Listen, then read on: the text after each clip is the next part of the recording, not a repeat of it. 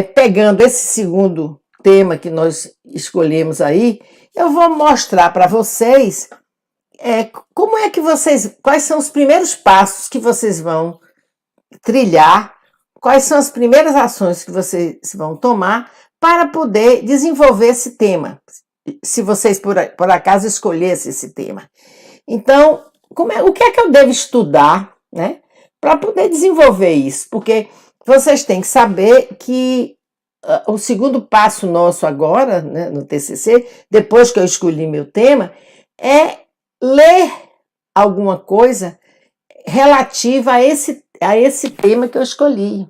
Eu tenho que ir para a teoria, eu tenho que ir para os livros, eu tenho que ir para a internet para ler artigos relativos a isso, tá certo? Então eu tenho que me debruçar em buscar bibliografia para ler em função desses aspectos que eu estou trazendo aqui. Então seria, primeiro ponto, qual deve ser a atuação de uma assessoria de comunicação em uma empresa como a que eu vou estudar? Tá? Você tem que ter muita consciência, muita noção, não é apenas o que você acha, você tem que buscar o que os autores dizem que é, como é que eles conceituam isso, de como deve atuar uma assessoria de comunicação. O segundo ponto é o que pretende uma empresa como essa que eu vou estudar, né? Quando cria uma assessoria, quer dizer, quais são as expectativas de uma empresa quando organiza uma assessoria de comunicação, quando contrata os profissionais qualificados nessa área, quando investe num setor desse, o que é que ela pretende tirar como fruto? Então, também você vai se debruçar nos livros, nos artigos que você encontrar, vai ler outras experiências, né, que foram feitas com assessoria de comunicação, para você se apropriar exatamente, conhecer profundamente esse trabalho específico, né? E outra coisa, quais são as expectativas do público interno sobre o trabalho da assessoria, de uma assessoria? O que é que os funcionários esperam que a assessoria faça, em que sentido eles acham que ela deve trabalhar para melhorar as condições dele como empregados? Então, isso daí tem a ver também com leitura. Você pode achar, por exemplo, você como funcionário, você tem uma noção, né? E especialmente se você trabalha numa assessoria. Você tem uma perspectiva disso, como indivíduo. Mas você não pode achar que todos os funcionários de uma determinada empresa pensem da mesma maneira que você. Então, vá para a teoria, vá ver experiências de outras pessoas que responderam a isso, para você poder tomar aquilo como exemplo, para você tomar todo esse material, que a gente chama de marco teórico, como referência para o estudo que você vai realizar, para a pesquisa que você vai desenvolver, e depois os dados que você obtiver lá, você vai cruzar com essa teoria que você aprendeu aqui. Então, vocês estão vendo o seguinte, nós conseguimos chegar aqui ao seguinte ponto, né? Bem, eu sei que para que eu possa definir um tema eu sei que é uma coisa bem ampla e que vai me dar alguma preocupação para que eu possa tê-lo bem delineado. Eu vi que eu preciso fechar o meu leque. As expectativas que eu criei, eu tenho que diminuí-las. Eu tenho que estabelecer apenas um caminho para o meu estudo. Então, você parte de um tema que é uma coisa ampla, você questiona esse tema, então você traz várias perspectivas sobre ele, né, de estudo. Depois você pinça uma dessas perspectivas, que é o seu enfoque, e daí você delimita, né, estabelece qual é a empresa que você vai estudar, qual é o tipo de público que você vai pesquisar, não é? E, na verdade, o que é que você quer saber desse público? Então você delimita o seu tema e tenha sempre em mente isso, que quando você delimita, você praticamente está construindo o título do seu TCC, tá certo? E você também terá de estabelecer o que é que você deve estudar para poder construir o seu tema. Eu acredito que esse exemplo que eu dei, principalmente esse segundo exemplo, listando para vocês o que vocês devem estudar, que pontos vocês devem colher para poder se apropriar e ter condições básicas de fazer o seu estudo, eu acho que isso aqui pode ser aplicado a qualquer tema que você escolha, de qualquer categoria de conhecimento, tá? Pode ser de um tema de administração, um tema de relações públicas, um tema de engenharia, qualquer um tema poderá seguir esses passos, desde que você substitua todos esses elementos por aqueles que são de seu interesse. E você vai ver que você vai conseguir chegar lá, tá certo? Então, gente, aqui eu estou trazendo um outro tema, que é exatamente quando você pode tomar uma monografia que existe. Isso aqui é uma monografia hipotética, eu não sei se alguém já estudou isso, acredito que sim, nem porque não tenha sido na área de engenharia, mas você, por exemplo, você tem uma monografia que você leu, que você descobriu, que diz o seguinte, o que a pessoa estudou? Ele estudou o mercado de trabalho para os recém-formados do curso de engenharia, não é? No ano de 2010, na cidade do Recife. Como é que as pessoas que se formaram em engenharia na cidade do Recife no ano 2010 conseguiram empregos, conseguiram se alocar no mercado de trabalho, né? Então, essa monografia, vamos supor que ela exista, então ela é um elemento interessante. Digamos que você leia isso e diga, puxa vida, eu acho que eu vou tomar como referência essa monografia para fazer o meu trabalho. E quando você faz isso, você não vai cair naquela coisa que a gente discutiu nas aulas anteriores, que era a questão do plágio. Nada disso. Você não vai copiar o que o cara fez. Apenas você vai, vamos dizer, propor, atualizar isso. Bom, eu sou do curso de engenharia, quero fazer uma monografia e eu acho que eu posso, vamos dizer, atualizar. E a monografia tem dados de 2010. Eu quero saber que no momento atual, 2020, como é que está o mercado? Será que está igual àquele que estava antes do 2010 ou não? Será que as pessoas que se formaram no ano passado, em 2019, elas conseguiram trabalhar como engenharia? Como engenheiros, certo? Então eu preciso estabelecer isso, eu posso querer atualizar essa pesquisa, por exemplo, tá? Então é uma maneira interessante, porque você já tem um feedback aí desse primeiro trabalho e você vai fazer os seus estudos, as suas perspectivas a partir daí, certo? Então você pode, exatamente, você tem duas formas de fazer isso.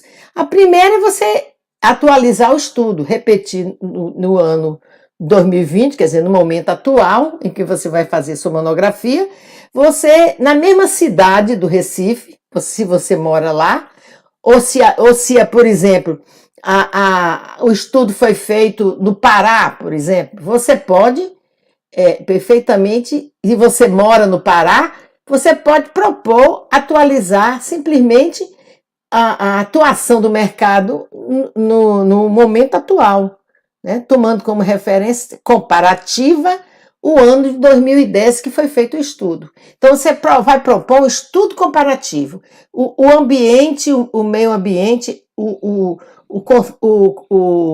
todo o contexto, o background da pesquisa que você vai fazer é o mesmo da primeira pesquisa de 2010. É na mesma cidade. O mercado de trabalho é o mesmo. Então você está apenas querendo propor um comparativo de 2010 para 2020. 10 anos depois, será que o mercado está mais receptivo ou está mais retraído para poder alocar os formandos de engenharia? Tá certo? Então, isso é uma perspectiva. A segunda é o seguinte: você pode querer propor esse comparativo, né, desses 10 anos, fora da cidade vamos dizer, em que o estudo foi feito. Digamos que esse estudo tenha sido feito na cidade de São Paulo e você mora no Recife e você quer saber exatamente como é que se comportou em 2010 o mercado recifense e como é que se comporta hoje, tá? Então você vai comparar dois momentos daquela perspectiva, daquele estudo, tá certo? Ou então, se você quiser comparar em 2010 da cidade de São Paulo e na cidade do Recife, você pode propor isso, fazer esse trabalho comparativo em função dos dois anos, dos 10 anos passados, no momento de 2010, no momento de 2020, nas duas cidades, ou na cidade do Recife somente, ou na cidade de São Paulo somente, tá certo? Na verdade, você tem aí várias perspectivas a explorar, tá? Mas o que eu quero dizer a vocês é o seguinte, é que a busca de uma monografia que lhe interesse também faz parte da sua busca por um tema. Vai lá, existem muitos sites interessantes na internet que expõem monografias, dissertações, teses de doutorado sobre vários temas, e vocês podem tentar verificar se um desses estudos possam ser replicados por vocês no momento atual e dentro de uma perspectiva um tanto quanto diferente, mas que você possa propor um comparativo. Então, isso é uma dica que eu estou deixando, que poderá dar muito bons frutos para vocês, tá certo? Então, se você pretende fazer uma dessas coisas, eu queria dizer o seguinte, que você, nesse caso do mercado de trabalho, você vai ter que construir, né, em termos de leitura, etc., um capítulo inicial, um primeiro capítulo, onde você vai descrever o mercado de trabalho nos dois momentos.